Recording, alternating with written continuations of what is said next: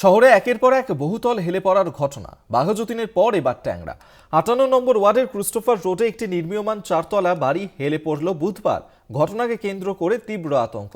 একের পর এক বহুতল এভাবে ভেঙে পড়ায় কলকাতা পুরসভার ভূমিকা নিয়ে প্রশ্ন উঠছে। সঞ্জয়ের ফাঁসি চেয়ে রাজ্যের আবেদনকে চ্যালেঞ্জ সিবিআই এর। সঞ্জয়ের ফাঁসি চেয়ে হাইকোর্টের দ্বারস্থ রাজ্য, কিন্তু আরজিকর কাণ্ডে শিয়ালদা আদালতের রায়কে চ্যালেঞ্জ করে রাজ্য কি হাইকোর্টের দ্বারস্থ হতে পারে?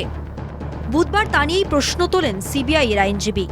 রাজ্যের আবেদন গ্রহণযোগ্য কিনা তা নিয়ে আগামী সোমবার শুনানি হবে হাইকোর্টের বিচারপতি দেবাংশু বসাক এবং বিচারপতি মোহাম্মদ শাব্বার রশিদির ডিভিশন বেঞ্চে। শিয়ালদা আদালতের রায়কে রাজ্য সরকারের চ্যালেঞ্জ করা নিয়ে বুধবার আপত্তি জানায় সিবিআই। দোষীর সর্বোচ্চ শাস্তি চেয়ে রাজ্য কিভাবে আবেদন করতে পারে তা নিয়ে প্রশ্ন তোলেন deputy solicitor general Rajdeep Majumdar. তাঁর প্রশ্ন, সিবিআই আইনজীবীর সওয়াল, নির্যাতিতার পরিবার সিবিআই বা দোষী হাইকোর্টের দ্বারস্থ না হলে রাজ্য কিভাবে এই আবেদন করতে পারে? উদাহরণ হিসেবে লালু প্রসাদ যাদবের মামলার প্রসঙ্গও টানা হয়। লালু প্রসাদের মামলার ক্ষেত্রেও রাজ্যের আবেদন গ্রহণযোগ্য হয়নি। তবে সিবিআই আইনজীবীর এই বক্তব্যের বিরোধিতা করেন রাজ্যের অ্যাডভোকেট জেনারেল কিশোর দত্ত এবং সরকারি আইনজীবী দেবাশিস রায়। রাজ্যের সওয়াল, লালু প্রসাদের মামলার সঙ্গে এই মামলার তুলনা টানা সঠিক নয়। লালুর মামলায় দুর্নীতির অভিযোগে হাইকোর্ট সিবিআইকে তদন্ত করতে দিয়েছিল। সিআরপিসি ৩৭৭ এবং ৩৭৮ ধারা অনুসারে রাজ্য সরকার আবেদন করতে পারে। তদন্ত এবং আইন শৃঙ্খলা রাজ্যের বিষয়। আরজিকর কাণ্ডের মামলাটি প্রথমে রাজ্যের পুলিশ তদন্ত করেছিল, পরে সিবিআইকে হস্তান্তর করা হয়। ফলে রাজ্যের আবেদন গ্রহণযোগ্য।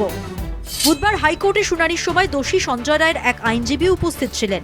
তিনি মামলা লড়তে চান বলে জানান এজলাসে, তবে সঞ্জয়ের সঙ্গে তাকে দেখা করতে দেওয়া হয়নি। বিচারপতি বসাক জানান, আইনজীবী চাইলে সঞ্জয়ের সঙ্গে ভার্চুয়াল মাধ্যমে কথা বলতে পারবেন। তাকে সেই অনুমতি দিতে হবে।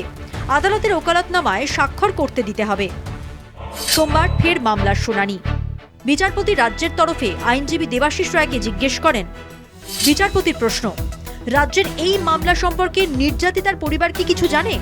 রাজ্যের উত্তর, এই মামলা সম্পর্কে কিছু জানেন না নির্যাতিতার মা বাবা।